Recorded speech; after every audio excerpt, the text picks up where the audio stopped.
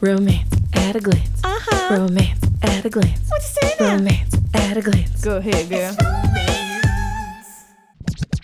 Well, hello everyone, and welcome to season 6. How are you, Shawnee? I am so excited, Bridget. This is gonna be a good season. So that means I'm good. I'm good. How you doing? Shawnee, I am so good. I'm so stoked. I just feel like we had such a glorious break. We really appreciate everyone who found the podcast during break, who is listening to back episodes. Guys, our numbers are going up, and it's so wonderful. So thank you for sharing. Thank you for posting about us. Thank you for rating us. We have a bunch of new 5-star ratings. We appreciate you. We couldn't be happier. Oh my goodness. This is like exciting. Finding friends who want to talk romance and smut and happily ever afters. It's the best. Yes. And in this case, a little bit of dungeons, chains and whips, and debauchery, and lack of consent. Yes, because we are headed into dark romance. Yes, we are. Shawnee, let's get this shit popping. Yeah, let's get it popping. So the first thing we want to say is a humongous shout out. We got over 100 book recommendations for season 6. And we went through them all, guys. All of them. Some of them we have to say were discounted because they did not have audiobooks. And so we are sorry we could not choose your book. If you wanted one that had no audiobook, we could not choose you.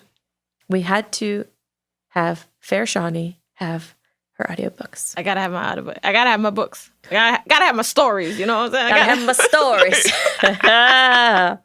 But guys, we weeded through every single one. We read all the reviews. We read all the descriptions. We tried to find a little bit of mafia, a little bit of bully romance, a little bit of just like dark romance, a little bit of MC romance. We tried to really get little pieces from the whole genre of it's dark. like an appetizer of dark, a little bit of everything, a cornucopia, if you will. Maybe a smorgasbord, whatever little bite you want. And so we wanted to say a quick shout out to our friends on Instagram. I know that we are leaving off some of you, but we want to thank Literary Loves Books for all of your recommendations. Alicia Reads, Feeling a Little Bookish, Kate a Dreamer, Sarab E. Sakan, Steph's Romance Book Talk, Kelsia Tufty, Sassy Cam 16, Nat Reads, DH_AR_SH. So put that together and it's Darsh. And TW1040700.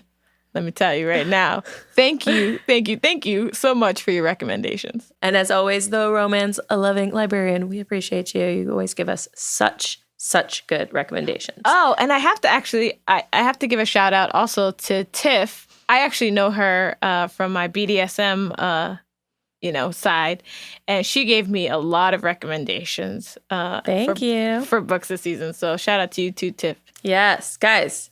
This was so fun. I have to say, I was titillated as I read all the descriptions. I was excited. Oh, yeah. For myself and for Shawnee. I was excited for you all to hear us talking about it. We've only recorded one book so far, and I have to say, it's all happening. It's all happening this season, and we're excited. We're very excited. I think we start off with a great book to get our season opened up, and I really am excited to see how dark we can go. Yes, because we did... So I have to say, there were 2 books that were really dark, and I wanted to choose them, but they did not have audiobooks. Yeah, that happened quite a bit. There was actually some books that I read the synopsis I was so excited for, and they don't have audio. And anybody who listens to the podcast knows my eyes don't track anymore for reading, and so it's really hard for me to give any book, well, 1, to get through it, but 2, to give it like a fighting chance during the podcast. So I only do audiobooks, and Bridget reads the physical book. Yeah, I have a feeling that our Patreon is going to be popping with me just like aggressively reading a lot of books that you couldn't read that were on the list. One of them I remember called Calling the Coroner, I believe was the name. And he basically kidnaps this man and is torturing him in a dungeon and then they fall in love with each other. And I'm like, you have to stop it. But yes, I would like to watch him be tortured and read about it. I don't know what it says about me, but I'm intrigued and I will be reading it on Patreon. So Very if you go to patreon.com/romance at a glance, just be aware that we are going to be dropping a lot of fun content and a lot of extras and behind the scenes. Shani, should we tell them our exciting business news? I feel like we should. We should absolutely tell them. People need to know. They need to know. People need to know.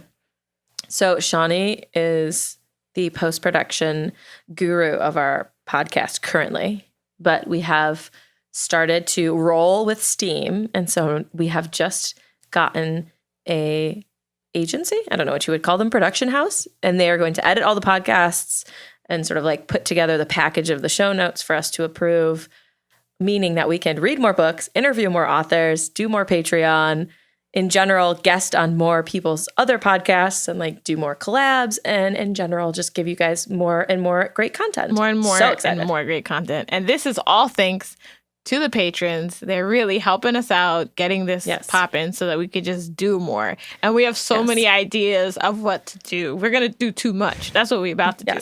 About to do too much for y'all. Yes. Very exciting. So if you want to support us and help us as we continue to just talk about amazing books and with amazing authors, patreon.com/romance at a glance. And in February, the month of love, we're having a special discount if you become a patron. So come support us, laugh at all of our deleted shenanigans that don't make the episode, and a lot of dirty, dirty stuff that also doesn't make the episode, because we are not tame whatsoever. No. And if even on the podcast itself, we're not tame. Explicitly awesome. Explicitly awesome. Also, what's awesome is that February is my month of birth. I was born on February 13th. And so it's also a perk for being my birthday month that we're giving you guys a discount on Patreon. So be on the lookout. It's going to be fun. There will be lots of extra reviews because now that we don't have to do any of the production stuff, we have time for more books, more content for you. So come be our besties. I'm excited for your birthday month. I'm excited for my birthday month too. Thank you for saying birthday month. My husband is trying to convince me that birthdays are like a single day. And I'm like, it's minimally a week of celebrating. What is wrong with him? Don't he know? Don't he know? He has now accepted that, like semi-accepted that birthday week is a thing. And he does. Last year, he got me a stack of like 8 books, all hardcovers. And I was like, you know the way to my panties. I just like the way you said hardcover. Hardcovers. Oh, I was like, don't stop. And he got a gift receipt. And I was like, you one smart motherfucker. Because I had to return like 4 of the books. I already read them. But I was so thrilled. Like he went to the store, had taken pictures of my bookshelves to show a sales associate so they could pick books they thought I would like based on what I read. That's really cool. I like that. That's a good husband. Okay, Shani, should we tell the people what books we're reading? Yeah, so they can read along and get really nasty and dark with us. Yes. Okay, so the first book we chose was Tears of Tess by Pepper Winters. Recommended oodles of times. We're excited to dip into Pepper. It was her debut novel, which we did not know. Very excited. We also got It Ain't Me, Babe by Tilly Cole. We had to do Tilly Cole, you guys. Had to. She was recommended, I would say, her, Penelope Douglas probably were recommended the most out of all the authors that we're doing. And we had a bunch of different books that were recommended from her. So we had to kind of weed through and try and figure out which one, A, had audio and also was the right fit. So It Ain't Me, Babe. Doing it. It ain't me, babe. Next, we're doing a pair of novellas by Kitty Thomas, Trust Game and Perfection. These sounded good. And I was like, I'm not mad at what's going to happen, hopefully. Nah. Yeah. I'll be mad, but also aroused, which is exactly what I want, Johnny. Exactly. I want to be outraged and yet aroused. Titillated and yet excited. That is my hope for this season. I want to be outraged and yet tingly.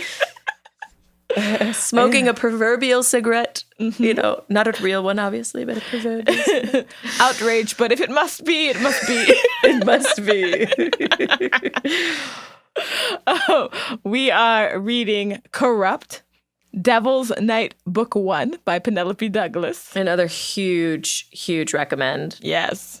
Spoiler, you guys, you recommended it so much and it sounded so good. I already read the entire series of 4 plus the novellas. And that's just where I was at over Christmas break. I was like, I need to read them all. And I did. Bridget! Shawnee is just hearing about this for the first time because I didn't tell her. What the spoiler, fuck, Bridget? I already read them all. And I'm gonna reread it, though, so it's fresh right before we record. Bridget, you are a monster. Also, spoiler, I liked it because I wouldn't have read them all if I didn't. So, hooray. What a good book. I was picking up what you were putting down. I can't believe you read all of that. They were long as fuck, too. They were not short. Oh, shit. All weekend, I was reading, like, on the couch while my children were playing near me. And my husband was like, what are we going to do for lunch? And I was like, not my problem. I'm in the middle of a book. This is a good part. I cannot talk to you. And then I would finish it and be like, oh, okay, like, look around. Everything seems okay. No one's, everyone's all alive and fed. Okay, great. And I would just go right into the next book. It was wonderful. Well, I'm looking forward to the next book that's coming up. What is that, Bridge? Pestilence by Laura Thalassa. Is that how you would say it? Thalassa? I don't know, but what? Thalassa. Thallassa. Thalassa. That's what I'm guessing. I'm going to say Thalassa. It's Pestilence, and it's we almost did this for our fantasy season because we were like, oh, that sounds awesome. But then it is supposed to be quite dark. So we decided, let's just throw one dark fantasy up in this season. So because it's about like the 4 horsemen. It's about the 4 horsemen of the apocalypse. About one of the 4 horsemen. Right. But my argument was that you don't want to put a dark romance in fantasy when people aren't expecting dark romance. Exactly. And then we'd have to like trigger warning a fantasy, and it's just like, it doesn't belong. Yeah. So we put it here, and I'm actually very excited about this because, I came from like a Bible thumping family, and I just like the idea. I mean, it feels so sacrilege just off the bat. So sacrilege. So sacrilege. I'm just ready to be sacrilegious. Yes. You know what I'm saying? I am ready to be ravaged by my pestilence. The 4 horsemen of the apocalypse. Yeah, absolutely. They sound like I have a weird fantasies about like ghosts and stuff like that. So hell yeah. I mean, I went down a rabbit hole on YouTube about people who have been fucked by ghosts or whatever. It's like a real thing, Bridge. No way. Yeah, no, I swear to God, it's like a real thing. I also don't believe, I don't think that you're going to find this surprising about me as a human being, but I don't believe in real ghosts. So I like the idea of a ghost having sex with me, but I don't actually believe ghosts exist and that it could happen. So, okay, dear listeners, just go on YouTube and type in like, a ghost had sex with me, and then go down this rabbit hole because it's amazing. And if you happen to take a substance that really makes you giggle while you do it, that's even better. So our next book that we're reading is Fear Me by B.B. Reed. And B.B. is new to me. New to me too. I've never read any B.B. I actually haven't read anything by any of these authors ever. I think that I have. Aside from the fact that I pre-read all of Penelope Douglas's books, but I haven't read any of the other people. And I'm excited that it's all new people, new authors. I think Fear Me is a great title for a dark romance. That's a great title. Absolutely. Yeah, I'm into it. The next ones we have are The Devil and the Devil's Advocate. They're a duology of sort of short books. Longer than a long novella, shorter than a traditional book, short books, by Ashley Jade. I mean, again, who does the Devil's Advocate? Come on. Yeah. First of all, we decided we had to read both because they are the same couple, and we didn't want to like end y'all on a weird note. The hell? Yeah, we wanted to complete the and I felt like they were short enough to do it. So they're short. That's why it made sense. Also, just like tangent, Keanu Reeves in The Devil's Advocate can get it. Keanu can always get it. You know I love Keanu. I love him so much. I almost if I had a boy, I would have named my boy Keanu. I love Keanu Reeves. Keanu Reeves. Unabashedly. The crazy thing about it is like Keanu Constantine? To me, he's not a good actor per se, yes, right? He is. Yes, he is. Listen. I'm going to tell you my argument. You go first, then I'm going to tell you my argument. To me, I think everything he does is Keanu as this, he doesn't ever embody a role for me. He's always just Keanu. Mm-hmm. But to be fair, I don't give a fuck. Like, I'm there for Keanu as the doctor, Keanu as the samurai, Keanu as the dumbass. Like, that's it. He could get it. Like, he sounds the same delivering every line he ever does. And I don't care. Like, I want to be the one who heals his soul. You know what I mean? He has that tragic past that they always clickbait you on. And I'm like, I want to heal you, Keanu. I want to be the love of your life. Yeah. Turns out he's been like happily together with a woman for years now. And just like no one knew about it. That like art lady. I will say that he is actually a good actor. And here's why. Not only has he inhibited a variety, he's done roles where he has to smile a lot and he has to do like, he's very charming. And he's also done ones where he's like, very sad. And he has a very distinct face. Yeah. He's a very distinct look. And I don't feel like he ever gets away from that.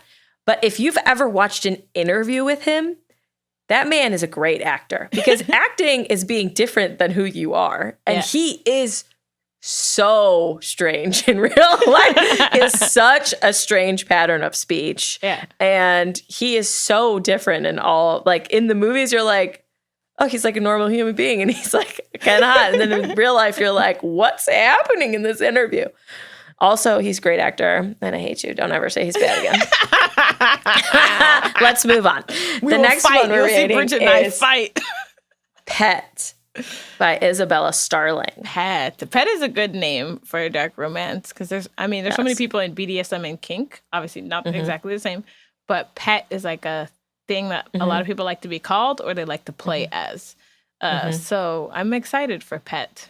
Yes. Also, Isabella Starling is a great name. Whether it's her real name or a pen name, great name.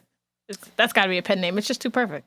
Isabella Starling. Starling, darling. Yes. Yeah. Yes. We have Luca Vitali by Cora Riley. Gotta get some mobsters up in our lives. That was a big thing. Like, we were going through the list and we were like, yo, do we got mafia? Like, do we got some mafia? We need mafia. Who's doing mafia and who's doing it well? And thanks to Instagram, because we definitely put like the word out that we were looking for mafia, dark romance, and y'all came through. Y'all came through with the snaps. I was actually surprised when we were looking through the mafia that there were so many mafia stories about Italian mobsters.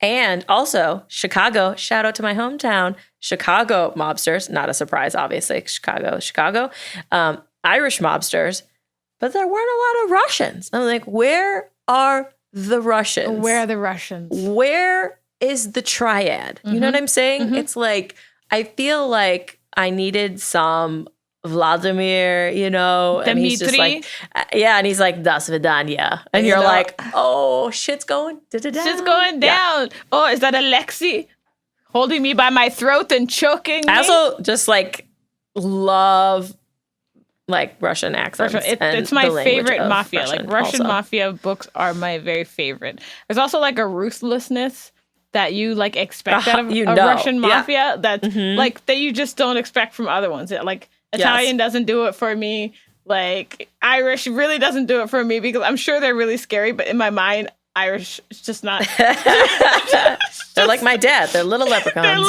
They're just little. Like chop people's fingers off and murder them. It just doesn't like inspire that. But who are in a terrorist war in their own country that's like the size of, I don't even know.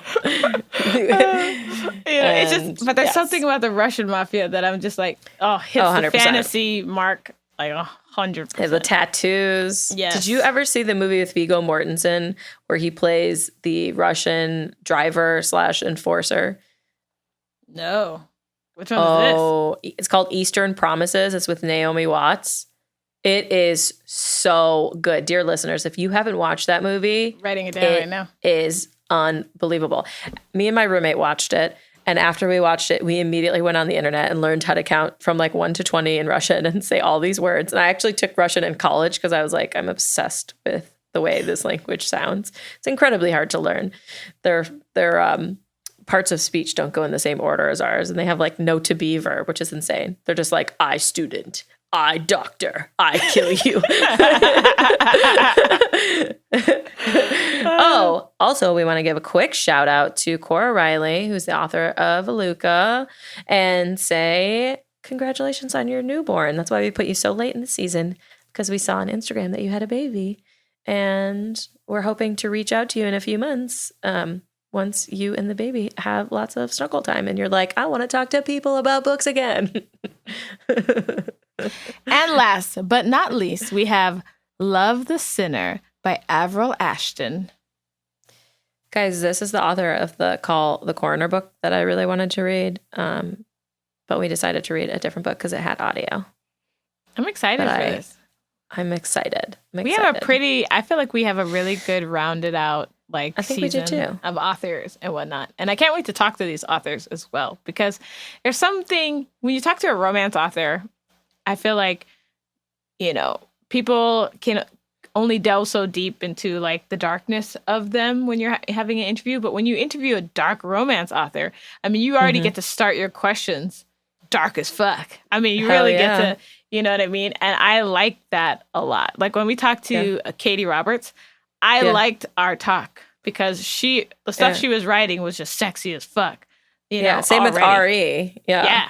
Off the bat. And they were very open and frank with us. And so that makes me very, very excited. Yeah, 100%. And I think, what was really good? We ended last year with RE, and she does BDSM consensually, right? So a lot of what we're going to be talking about in dark romance is kind of like the twisted form, what people like to say is BDSM, but is not. It's not safe, sane, and consensual. So I'm glad that we got to see a nice example of that before we go into a season that's absolutely not a good example of that. Totally. Yeah, please don't take any romance tips from these books. Well, actually, I shouldn't say that yet, because we don't know. Maybe there are some good parts of some of these, but hopefully not too many, because we're here for the dark romance. Yeah. I will say, Shani, as I was reading through the descriptions, as we were, it seems that independent authors, and a lot of them unfortunately did not have audiobooks, are writing some real cray-cray dark romance, and they're going dark. Yeah. And so I do worry, even though I feel like we picked a great gambit of books, that there isn't, I mean, maybe I'm going to just be lying to myself and there's going to be 4 or 5 that I'm like, dang, that book's fucked up. But I feel like I wanted to read Sicko by Emma Jones. That book got recommended a bunch of times as being super dark. But yeah, so it'll be interesting to see. I think I may read I say a few, you guys know I'm going to read a bunch of them, but I think I may read a bunch of the books that we were recommended that we couldn't choose because they were not on audio, and then sort of report back to you on Patreon and tell you the story so that you can get a little glimpse of it. It'll be like I'm the audiobook, but in short, condensed 30-minute chunks where I speed talk you through all the sex scenes and I'll read you the most sexy quotes. I love that. I mean, I grew up with my sister literally telling us the books we were not allowed to read. She would just tell us the story. So I'm totally down for that. Also, just as on a slightly different topic, there was a lot of books that we didn't read because they were a series and they all followed the same couple. Yes. And in general, I personally am not a fan of a series that follows the same couple for 3 books. You may be able to get a duology out of me for a couple, but I much prefer that one couple per book. It can be the same world, but I don't want to follow the same couple, mostly because in general, I don't find that authors do a really good job of creating issues that break the couple up without making it a dumb issue that sounds that's very put on. At the very last second of the book, they get in a fight over some bullshit, Right. I feel like it only works for me in circumstances where there's outside forces that they're fighting. So the Archangel series, we follow Raphael through a bunch of the books. Yeah. But they're not fighting each other constantly. They're not like angsting in creating drama with each other. They're like a united front against a greater evil or whatever. And, you know, or like if it was a mafia book, like I would be fine following the same couple if they're like fighting a mafia war against other people. And but then the book is like not so much a romance as it is like a suspense novel, adventure, some sort of adventure. An adventure novel or something. Or maybe it's both. I don't know. It's definitely tricky. And I agree with you. I don't like when there's like some stupid bullshit that could be like solved with like a one sentence communication. Yes. I'm like, wah, wah. But I do find that's the trend. People are trying to get more page counts on Kindle Unlimited or that sort of thing. So they're taking books and extending That's why you need a group of hot brothers or a group of really sexy sisters, or you need friends from college and everyone gets together, or you need a pack of wolves and everyone gets a mate. Like you just need a group of people in the same world. Because I will say that Corrupt, which is the Devil's Night series, so there's 4 friends, each one gets a book. So that they do feature pretty heavily in like the next 3 books. Yeah. But they're subplot. They're not the A game plot anymore. Yeah. So they do have some things that like happen where you're like, oh, that's, you know, some sort of growing pain or whatever. Yeah. But because they start pretty young, but they're not, it's not only about them. It's just like that's a side. That's the way I like it, where you get to see little glimpses of the couples you like. You get to catch them in a sexy moment. You get to like catch up with where they're at in their life, but they're not taking over the story anymore. Exactly. I agree. But I'm excited to see what we get into, Bridge. I mean, Shani, we're going to get to know a lot more about each other. I mean, we know a lot about each other, but we're about to go to a whole new level, let me tell you. I do want to say that someone told me recently that they thought that we were childhood friends because we were so close to each other. Oh, that's awesome. I was like, that makes me so happy. Those of you who don't know, we have only known each other for like 3 years and change, maybe three and a half max. Yeah. Max. I mean, really only became friends, I would say 2.5 years ago. Yeah. Like good friends. Yeah.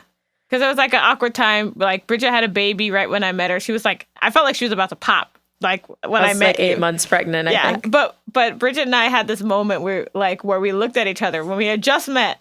We looked at each other, and you had that look, like we just had that look where we knew what each other was thinking. Yeah. I got you. The silent communication. Silent communication. There's just something about when you can look at someone across the room and you know what each other's thinking, or you have that friend who you absolutely cannot look at when something really bust out laughing. Or you're yes, there's some moments where I'm just like, I can't make eye contact right now. Yeah, don't look at me. Don't look at me. You know, and then I don't even know exactly how we became friends, but we did, and we started talking romance and shit, and then that was it. Mm-hmm. And I told Bridget, we're gonna be friends for like forever. I'm gonna put more effort into this friendship than I've ever put into any friendship in my life. I love you too, Shani. I agree. You can't quit. You can't quit me, girl. Why can't I quit you? Because I won't let you. I'll hunt you down. The season's getting dark. I will find you. Ooh, Bridget, you know how to talk to me, man. All right, guys. May your books be your lover. And your best friend. Welcome to the dark side, friends. Oh, yeah. Yes, baby. Mm-hmm. Thanks for listening. Subscribe to our channel to get new episodes, clips, and more. And click here to watch our previous reviews and author interviews.